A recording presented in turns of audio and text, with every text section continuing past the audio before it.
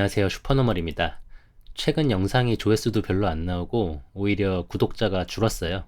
그런데 주말에 가족들과의 시간에 집중하느라 영상을 올리지 못했는데도 시간도 없었지만 지난주에 계좌가 하락을 많이 해서 영상을 만들기도 귀찮더라고요.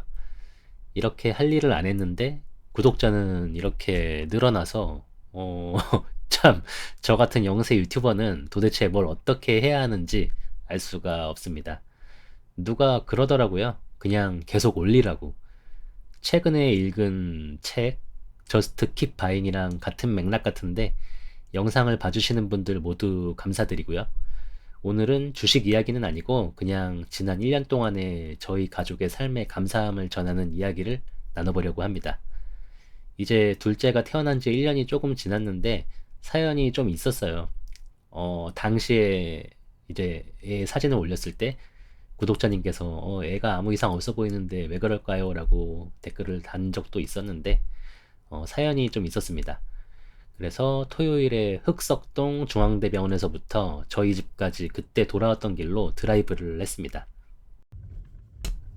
이렇게 드라이브를 했는데 모자이크 편집을 조금 잘해보려고 했는데 너무 시간이 오래 걸릴 것 같아서 그냥 통째로 가렸습니다. 이해를 좀 해주시고요. 2022년 8월에 둘째가 생긴 걸 확인했습니다. 일기장에다가 못 쓰는 글씨로 이렇게 내년에 벚꽃 필 때 만나자고 적어놨었어요. 그러다가 건강하게 자라는 줄 알았는데 9개월이 다 됐을 때 퇴근하고 집에 오니까 와이프가 울고 있어서 내가 뭐 잘못한 게 있냐고 물어봤었는데 아이한테 문제가 생겼다는 얘기를 들었습니다. 대조 확장증이라는 진단을 받았는데 들어본 적도 없고 처음에는 뭐 사산할 수도 있고 뇌 발달이 제대로 안 될 수 있다고 얘기를 들어서 그때 당시에는 정말 하늘이 무너지는 것 같았습니다. 그때도 이렇게 산모수첩에 제가 이런 상황을 맞으니까 모든 것을 가져도 건강이 제일 중요하다는 것을 깨달았다고 적어놨는데 주변에서도 아기가 어디가 안 좋아서 태어나자마자 수술했다 이런 이야기는 들어봤는데 그런 건 안타깝긴 해도 고치면 되는데 뇌 기능이 발달을 안 하면 이거는 뭐 제가 일론 머스크라고 해도 해결을 할 수가 없는 거잖아요. 그러면서 자꾸 최악의 상황을 생각하게 됐고 내가 장애아의 부모가 될 수도 있다는 생각도 하고 어떤 일이 일어나더라도 받아들이자라는 결심도 했었고 큰애한테 나중에 부담 주지 않기 위해서 내가 어떻게든 돈을 많이 벌어놔서 내가 없더라도 최소한 아이가 금전적인 것 때문에 험한 꼴을 당하게 해서는 안 된다라는 생각도 하고 지금 생각하면 웃긴데 별의별 생각을 다 했었어요. 그러다가 중앙대병원 가서 초음파 진료를 받으면서 크게 걱정을 안 해도 된다는 이야기는 들었는데 그래도 혹시 모를 안 좋은 상황에 대한 불안감이 계속 있었습니다.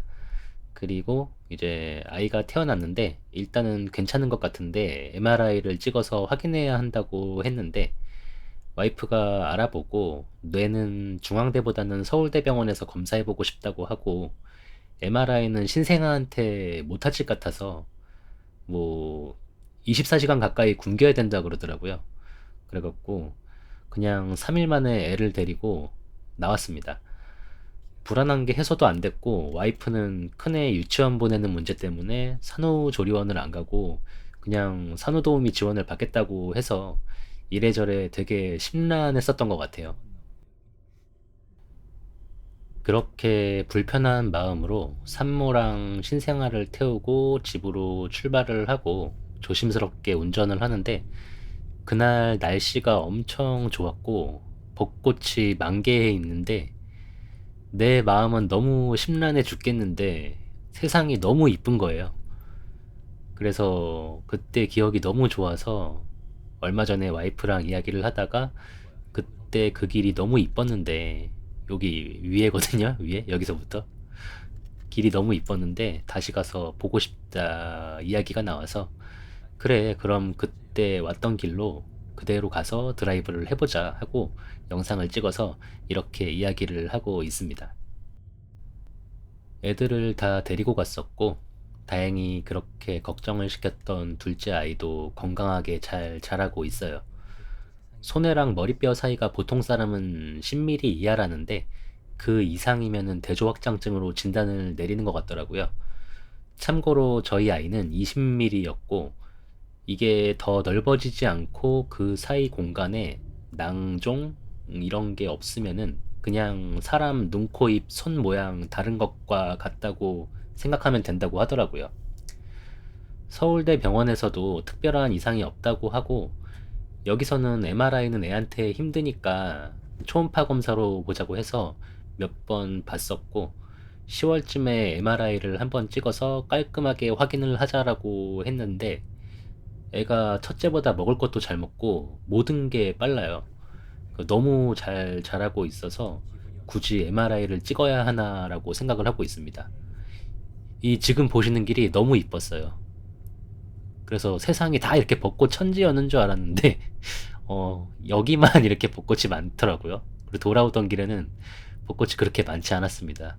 근데 이 길이 너무 이뻤어요. 그래서 그런 일이 있으면 안 되지만 혹시라도 영상을 보시는 분 중에 저와 같은 상황을 겪고 계신 분이 계시다면 너무 걱정을 하지 마시라고 말씀을 드리고 싶습니다.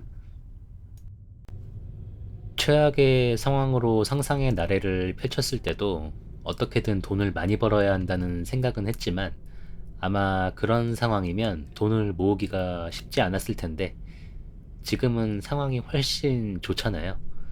정말 나와 가족이 건강한 게 가장 기본적인 조건이라고 생각합니다. 그래서 우리 가족의 행복을 위해서 하는 일 열심히 하면서 건강 관리도 잘하고 앞으로 더 열심히 공부하면서 성공하는 투자를 해야겠다는 생각을 했습니다. 각자 여러 가지 이유로 포기하는 분들이 많은데 그러지 않으셨으면 좋겠고 그래도 우리는 선진국에 없는 사람이기 때문에 찾으면 기회가 있습니다. 가난한 나라에서 가난하면 답이 없잖아요. 가까운 데서 찾으면은 저기 북쪽에 사는 사람들, 그 사람들은 우리 같은 기회조차 없잖아요.